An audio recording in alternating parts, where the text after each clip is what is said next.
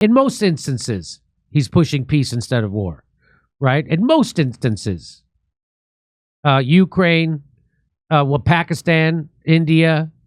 He just made peace with the Yemen. Syria, he tried to pull the troops out, and the generals undermined him. So Trump's on a whirlwind Mideast tour, right? Okay. And he gave this speech. And our friend Arnaud Bertrand, who also often gives good insight into what's happening in the world, he says that I rarely praise Trump, but this is a genuinely incredible speech. Okay, but do you condemn Hamas? That's my question. So here's the speech. The transformations have been unbelievably remarkable. Before our eyes, a new generation of leaders is transcending the ancient conflicts of tired divisions of the past and forging a future where the Middle East is defined by commerce, not chaos, where it exports technology, not terrorism, and where people of different nations, religions, and creeds are building cities together, not bombing each other out of existence. We don't want that.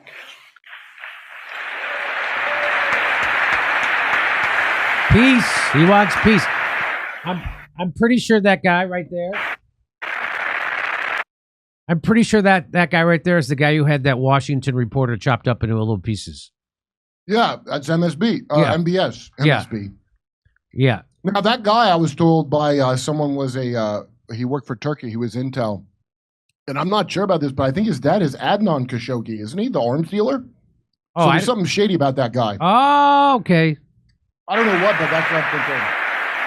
And it's crucial for the wider world to note this great transformation has not come from Western interventionalists or flying people in beautiful planes giving you lectures on how to live and how to govern your own affairs. No, the gleaming marvels of Riyadh and Abu Dhabi were not created by the so-called nation builders, neocons, or liberal nonprofits like those who spent trillions and trillions of dollars failing to develop Kabul, Baghdad, so many other cities. Instead, the birth of a modern Middle East is... Did he say Kabul? Isn't it Kabul? Yeah, Kabul. It's Kabul. He said Kabul. Anyway. Been brought by the people of the region themselves, the people that are right here, the people that have lived here all their lives, developing your own sovereign countries, pursuing your own unique visions and charting your own destinies in your own way. It's really incredible what you've done. In the end, the so-called nation builders wrecked far more nations than they built, and interventionalists were intervening in complex societies that they did not even understand themselves. They told you how to do it, but they had no idea how to do it themselves. Peace, prosperity, and progress ultimately came not from a radical rejection of your heritage, but rather from embracing your national traditions and embracing that same heritage that you love so dearly. But do you condemn Hamas? Seriously. So here's what Arnaud, is that how you pronounce it? Arnaud Bertrand said. He said, I've been arguing for close to a decade that the single biggest reason for the growing divide between the West and the rest was the West's inability to accept diversity, the genuine kind, not fake ersatz of it sold to you under liberalism. Diversity of cultures, traditions, civilizations, governance systems, etc. Incredible and kind of disturbing that Trump is the first Western leader who seems to understand this and to criticize the West's missionary zeal to remake others in its image. Remember I think it was Sam Harris who said, you know what, let's make Iraq look like Nebraska. Wouldn't that be good? Remember he said something like that? Yeah. Yes. He's full of great. He's always been great. He's always been great. So, and yes, absolutely. Trump seems to reject the notion that universal values like human rights or democratic governance should be shared across civilizations. But I happen to completely agree with this myself.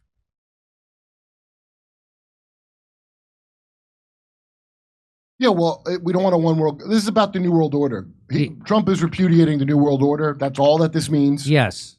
It is disturbing that because I love that what he said, but it's disturbing to me, a thing that's so obviously true. This is a big deal that it was said. You know, it should have been said a long time ago when they started this crap. So, I mean, I guess you got to be happy for the little things. I don't know. So Arnaud says the rejection is what I consider true diversity. Each civilization has a right to different models, cultures, and values. I'm perfectly comfortable with the fact that China, Saudi Arabia, and France have fundamentally different understandings of human rights, each making sense within their own historical and cultural contexts. By the way, what is the phrase basic human rights? I've always had a problem with that. Basic human rights? Is that like at a car sale? Human rights come with manual steering. Unless you're wealthy, then you get power steering. Yeah, I like advanced human rights. Advanced. While I believe some basic principles may be universal, like mass killings are bad, universalism as an ideology has historically done far more harm than good. Like, you know how they get upset at remember when they wanted to do the war with Iran? The CIA would make a protest. They would foment a protest, instigate one in Iran about a woman taking her hijab off, right? And yeah, then she's got a mask on though. Yeah, and I know. And so, hey, that's their culture, right? You know, I grew up Catholic. The nuns also wear what they call a headdress. They call it a habit, I think.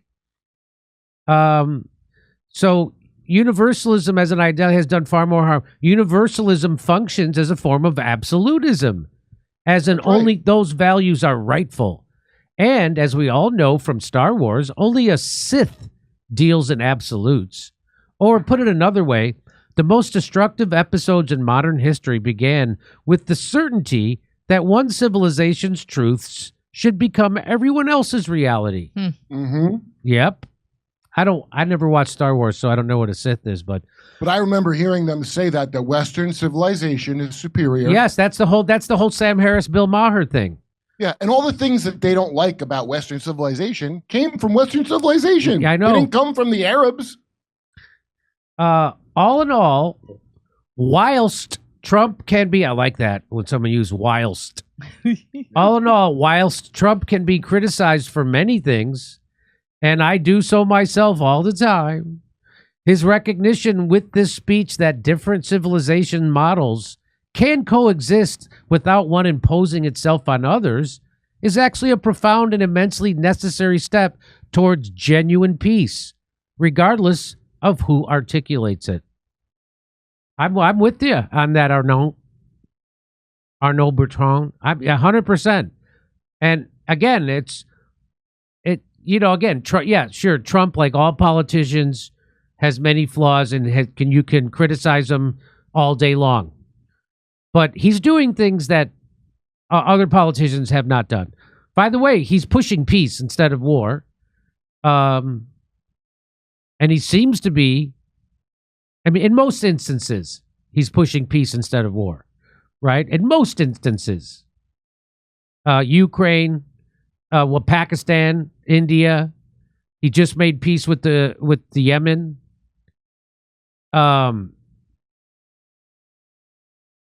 Syria, he tried to pull the troops out, and the generals undermined him.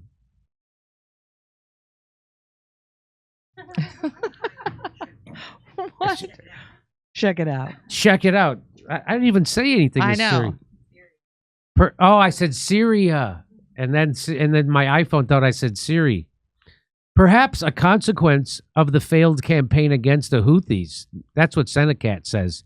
This is perhaps a consequence of the failed campaign against the Houthis. Come to think of it, the fact that they even tried that campaign tells us that a month ago, he didn't think like this. Arnaud says, true. Well, before that he did, because he talked like that, then went back on it. Yeah, he did think like that, and then he went back on it, and now he's going back to his original position. Hey, but I want to believe he's sick of Israel. I'd like to believe it. I'd like to believe See what it. happens. We'll see what happens. Hey, remember when Barack Obama said you shouldn't? So it looks like Trump's over there doing. So according to Arnaud, Trump's over there doing PC stuff that we should have done a long time ago to help countries get to. Remember what Barack Obama said? Why you should not vote for Trump?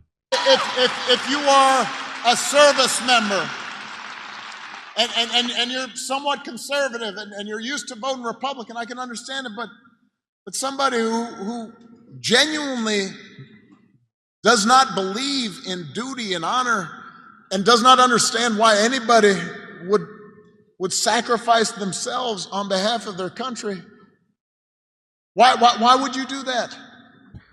Well, because it sounds like Trump has always been less of an interventionist than all the other warmongering neocon presidents. Maybe that's why, if you're a service member, you would vote for Trump, because he seems to. Remember, he tried to pull them out of Syria. Remember that? He said he'd want to end the war in Ukraine, which he's trying to do. He just, according to him, negotiated a peace deal with India and Pakistan and avoided a nuclear confrontation.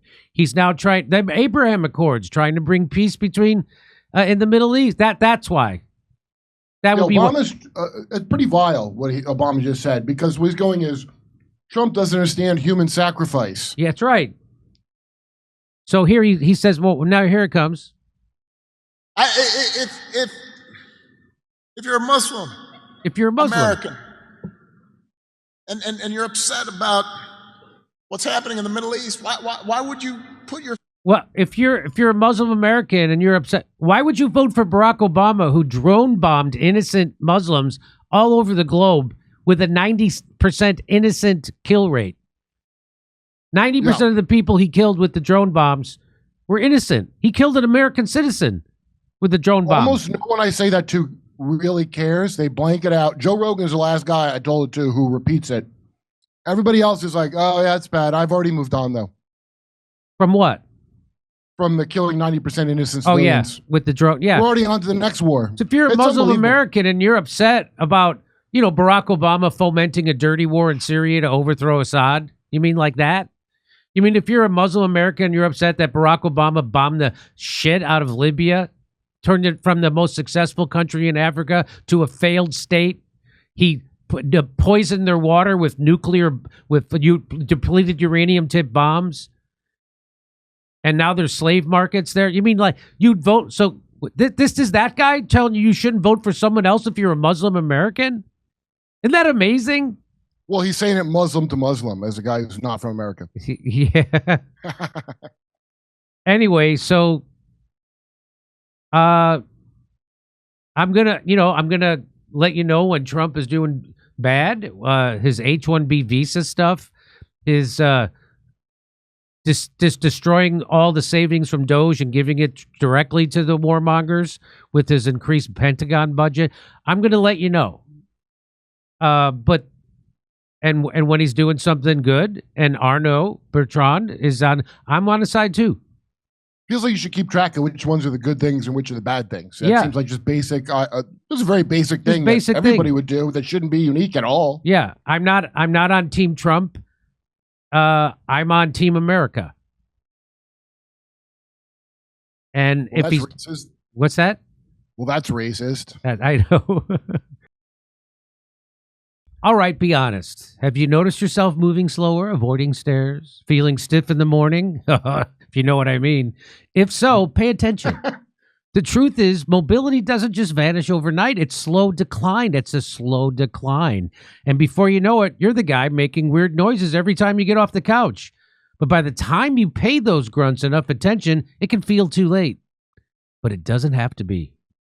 That's where Juvent comes in. This isn't some gimmick or magic pill. It's a clinically proven device that uses safe, low-impact micro vibrations to strengthen your bones, improve your circulation, and keep your joints working the way they're supposed to. Notice I said micro vibrations. This isn't like those other shake plates on the market, which, by the way, can be extremely dangerous. I stand by my Juvent, and I stand on my Juvent for at least 20 minutes a day. I use it. I was using it before they were an advertiser on the show. It was recommended to me by Pierre Corey because it creates stem cells. It helps your joints, your bones. You know, I have a bone problem, and it's made a noticeable difference in how I feel.